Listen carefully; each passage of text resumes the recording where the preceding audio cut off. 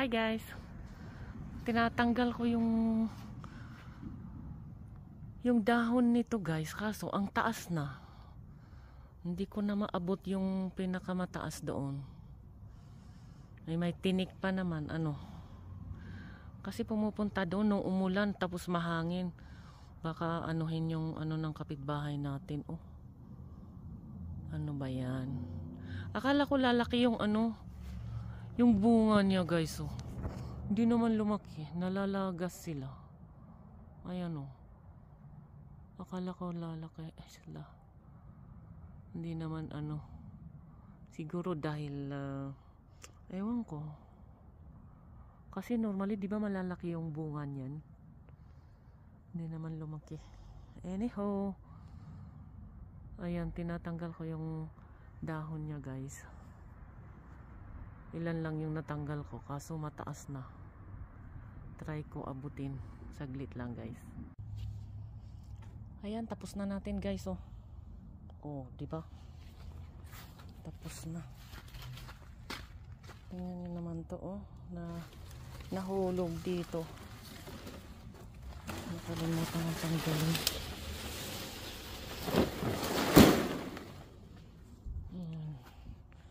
Maganda na siya guys. Diba?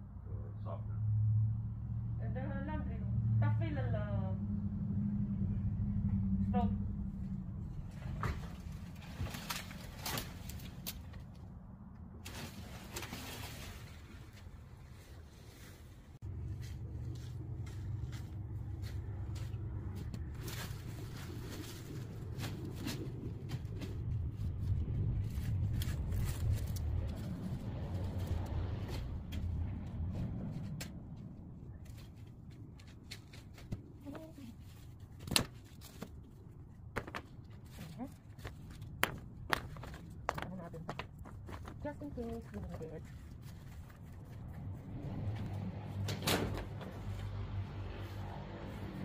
Hi guys, good morning. Umulan ng umulan last week guys. Di natin na-harvest ang mga to. So ngayon, i-harvest ulit natin. Kailan ba nung nag-harvest ulit tayo? Ito na naman sila guys. Kasi sayang din guys, i-ano natin ulit. I-preserve natin. Kasi sayang. Diba? Ang dami nga talaga nilang bunga guys.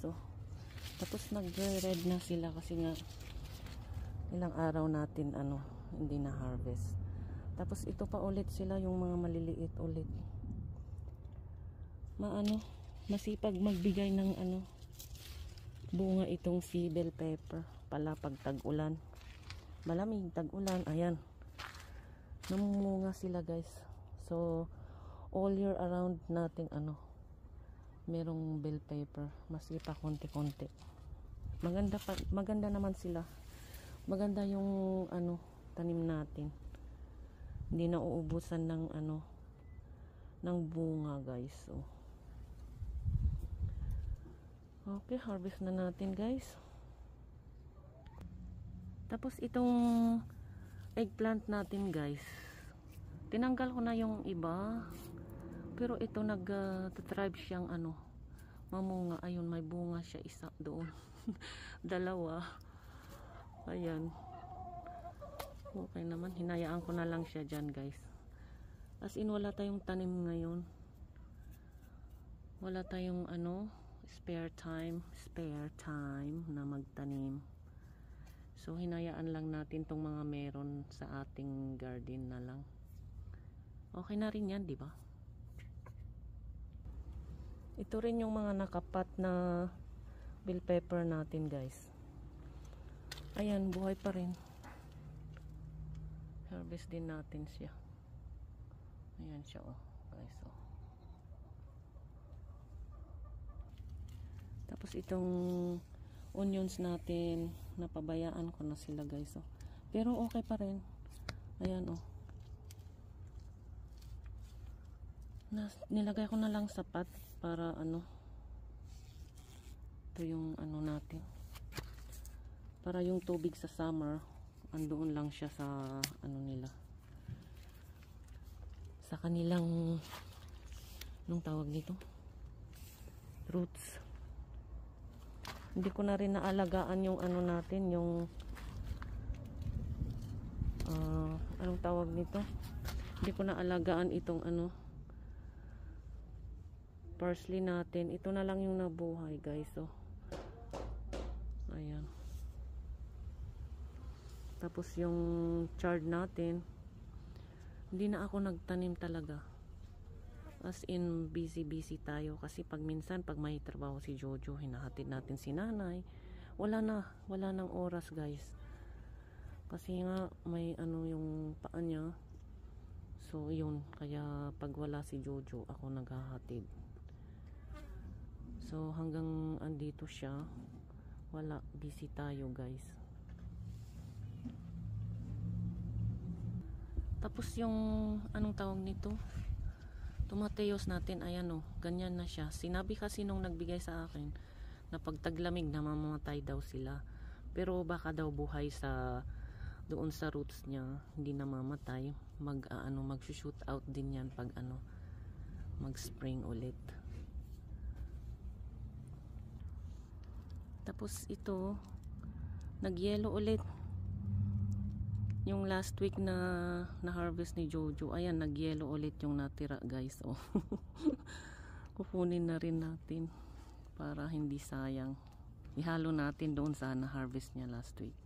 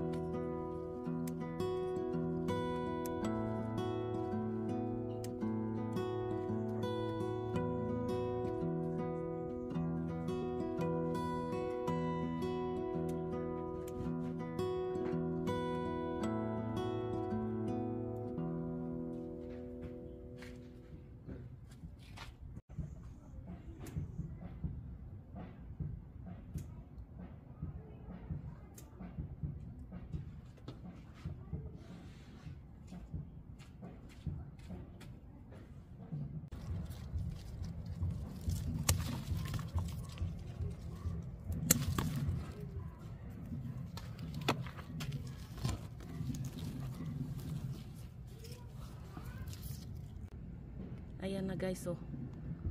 Yung harvest natin. Marami talaga guys. Marami sila.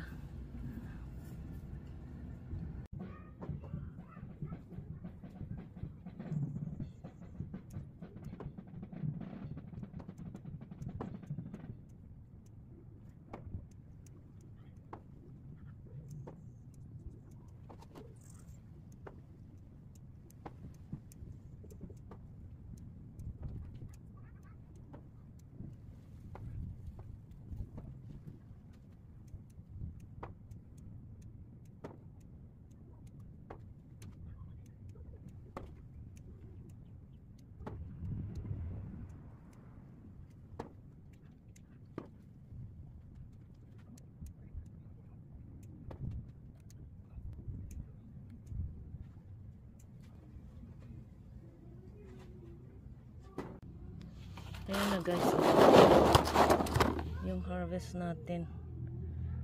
Kinuha ko na rin pati yung mga green para ano na, sabay-sabay na silang i-preserve natin guys. O diba?